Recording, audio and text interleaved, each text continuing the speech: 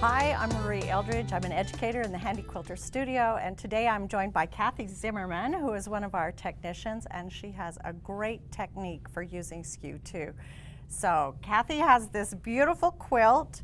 It has some little flaps here. These are like rose petals. She's got a double layer of batting, of wool batting, and we have the glide foot. And why did you choose the glide foot? Oh, it was wonderful. I was able to take it and with my pedal get right along my edge when I did my trace area on both sides without any catching or snagging.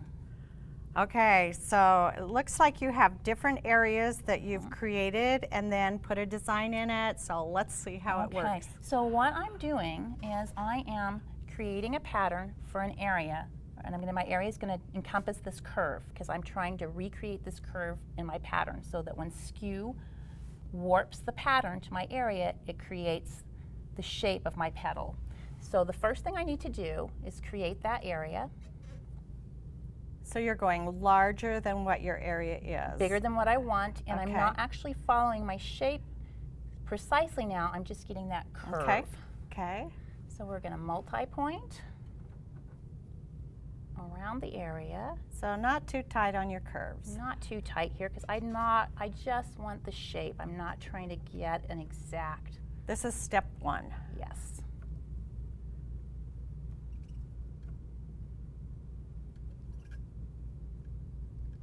I love these colors. Isn't this gorgeous? Yes. A friend of mine did this. Has she seen any of this? She's going to be quite surprised. She's going to be really surprised. She has no idea I'm actually working on this right now. She does not follow Facebook where I put it, and it's just going to be done when we go on our retreat in 2 weeks. I'm very Look excited. how that glide foot just goes over the top Isn't of that that. so Yes, nice? It doesn't right? catch at all. Okay, now I'm just going to come up the previous petal in that curve. We're almost there.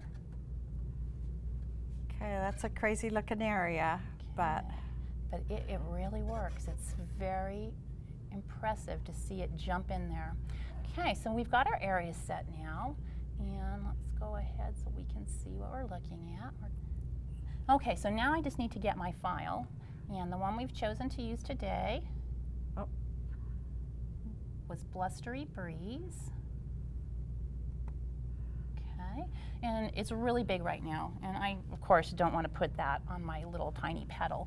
So we're going to go in and resize this, and we're going to make it, we'll start at about 5 inches and see what it looks like. Nope, I'm going to undo that. We're going to lock our aspect. There you go.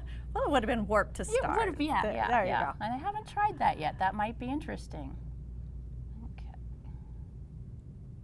All right, now we need our repeats, and we want to get it about the size of our shape. So we're going to go in and increase it to 2 across, and we want it point to point, and let's try 5, maybe 6. We can have it bigger, we just don't want it to be smaller. Right, We're going to be, so it's, all right. your repeats are, it's bigger than your shape. Bigger than all the right, shape. your baseline. Baseline. Now we're ready to go into our Skew. And we're going to... Do we get a drum roll or? Skew 2, and poof, there it is. Now, I don't like the way that one looks. I'm going to make it a little bit bigger. So we're going to go in and resize. We're going to keep our aspect locked. And let's try again. Skew 2, and baseline, and resize. And this is just a matter of playing with it till you get it looking like you want it. Not real happy with the space we have in between our rows. I probably would go back at this point and close that up, but for demonstration, this is going to be okay. Get us back in center. And what do you think about density? I think it's still too tight. Okay. So let's go bigger. Oh, there you go. Okay, that looks pretty good. Takes out your white line too. Okay, so we'll baseline that. And the next thing we need to do now is we need to get it to fit into our petal. So we're going to clear our area, and we're going to create a new area that is the exact shape that we want to fill. So this one's a little more precise than our last one. And I am going to come in about 1/4 of an inch all the way around this petal to try and give it some definition and really pop this petal out here. So we'll start with our multi-point again. And we are just going to work our way around the petal. A little more careful this time, right? Yeah. I think my points are probably about 1/2 inch apart on the big curves. And as I come into smaller spots, they're going to get a little closer together.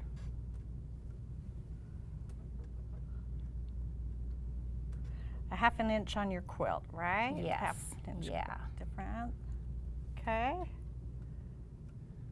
Go down there. And what thread are you using on this?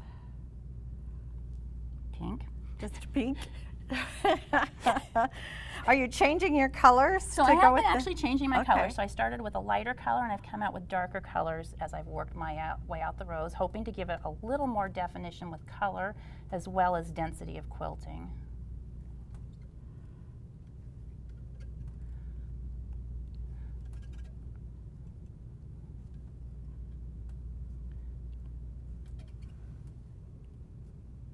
Almost there. Almost there.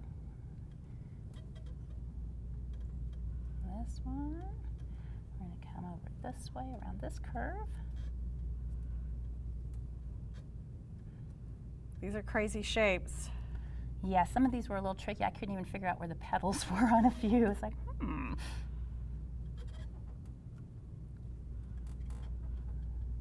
Well, thanks for coming and showing us this. This is way cool. I can't wait to see this quilt out. It has been so much fun to play with this feature and see what it can do. It's just so versatile.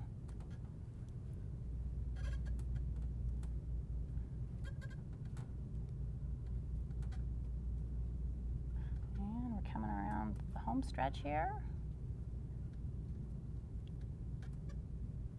Okay, that's the little curve, so we're going to put them a little bit closer together.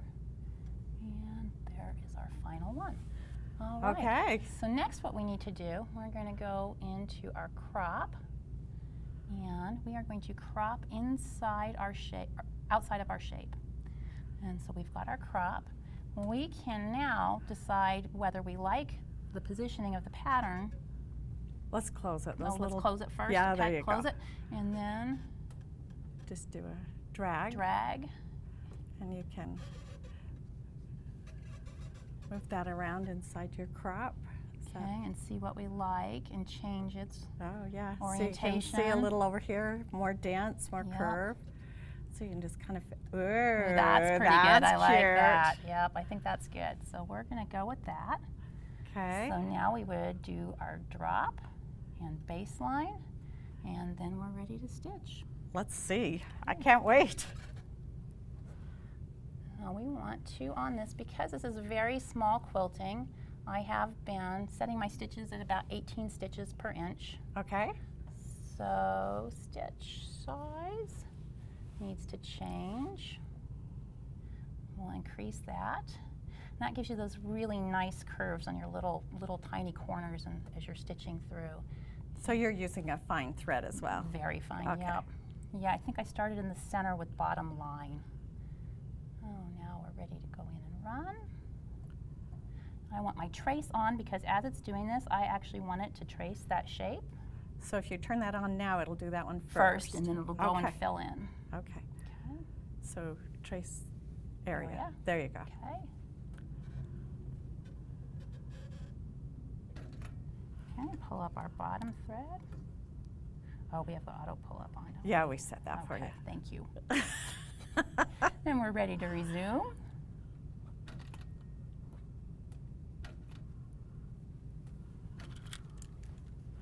And this is the part where you always hold your breath. Yeah, hold your and breath Did I and- do everything right? Whoa, speed racer.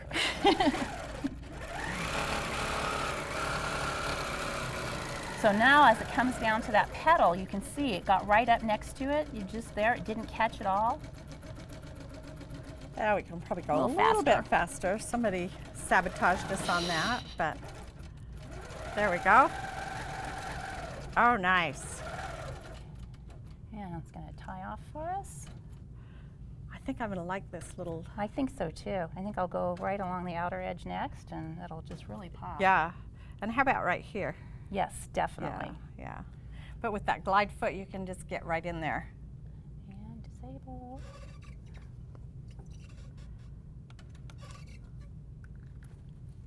Pull up your thread and trim it. Okay, now we're ready to go and run the pattern. And we'll start a little slower. Yes, please. Okay, so and speed. About there? That sounds good. Okay. Medium's always a good spot to start if you're unsure. All right. And I'm always unsure. I want to. Are we still on trace? Emergency stop. Turn trace box off. Yep. There we go. There. I was wondering why it went back that direction. It's good to know where your start point is, and Yes, then you know where yes, it's then you- supposed to go. mhm. That's There better. we go. Okay. Pull up the bottom thread. Come back for your tie off. And let the magic begin. Yes.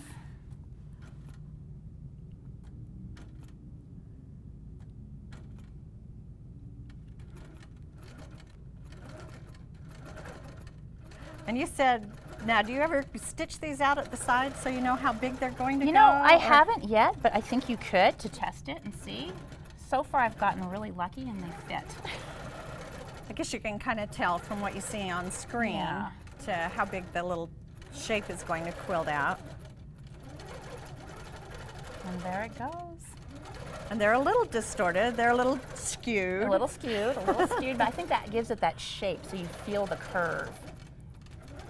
And that is part of what Skew does, and that's important to know. It does distort the design. So if you want a very precise design, Skew's not something you would want to use. But for this is such a good application of Skew too that it just puts it right. And now we're about to the end, and you can see we've got nice definition along the edges of our rows. We've got change in density in our pattern. We have one more little jump after this. I'm gonna go ahead and I think I'd almost leave it. What do you think? Yeah. It's tiny. yeah, I know, there's those last couple ones I don't even think we'll see. So as soon as it ties, it's gonna go all the way around It's just gonna and put finish those in. out. Yep. 1, 2, and the finish. big finish. Big finish. And so that is just a few of the things that you can do with Skew too. This is amazing. This is so pretty. Yeah, you've done a great job. Oh, anybody would love to have this quilt. And I have a spot on my wall. Well, thank you, Cathie, for coming with and showing us Skew 2 and all the things that you can do. We're still learning lots of things, so thanks Thanks for having me.